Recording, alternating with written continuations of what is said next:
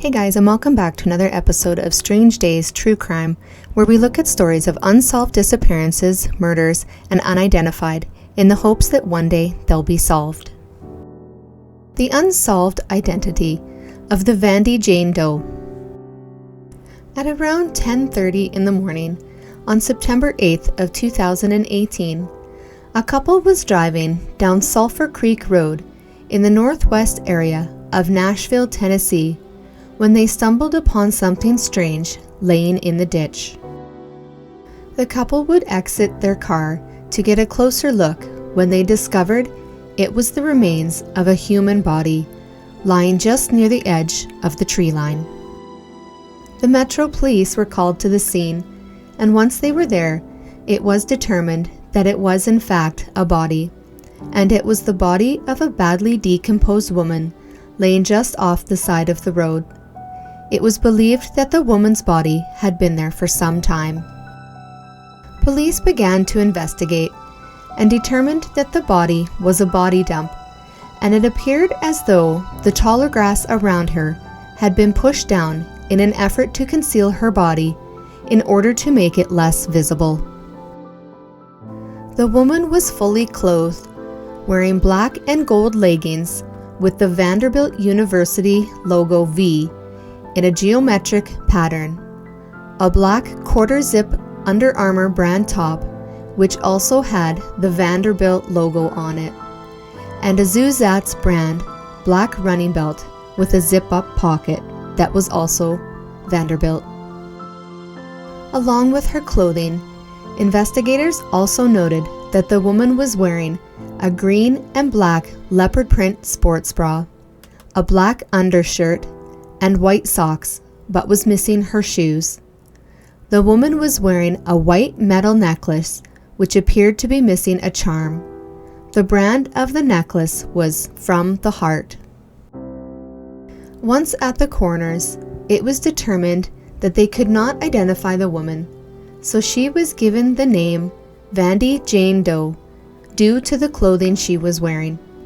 It was stated that she was likely African American or possibly mixed Hispanic, female between the ages of 15 and 25, and was about 5 feet to 5 foot 5 inches tall, with black curly hair.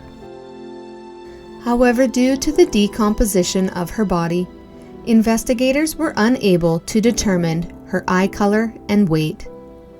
VANDY JANE DOE's cause of death was undetermined due to the state of the body, and stated there was no evidence of a hit and run, but investigators believed it to be homicide. Because of the clothing the woman was dressed in, investigators reached out to the Vanderbilt University and inquired about any information they may have, but the university stated that they did not have any reports of missing staff or students. Soon, a forensic artist from the National Center for Missing and Exploited Children would construct an image of what the woman was believed to look like. Sadly, this did not generate any new tips or leads in the case. Investigators would have VANDY JOE's body exhumed in the fall of 2022 to collect DNA samples for genealogy testing, and are hoping that they will have a profile and will be able to conduct research on her family background. They believe this is the best way to find any links with any unidentified or missing person cases. Some information from the testing has led investigators to note that the VANDY JANE DOE was 50-50 African American and European, mostly Italian. Along with this, 2 names were associated with Vandy's ancestry, which were Mangarelli and Hayes. It is also noted that the closest locations of possible relatives could be Louisiana, Georgia, and Texas. While investigators wait for more information to come in on VANDY JANE DOE, they are still hopeful that someone out there may recognize the VANDY DOE picture, the clothing she was wearing, or maybe have the last names as mentioned in the genealogy testing.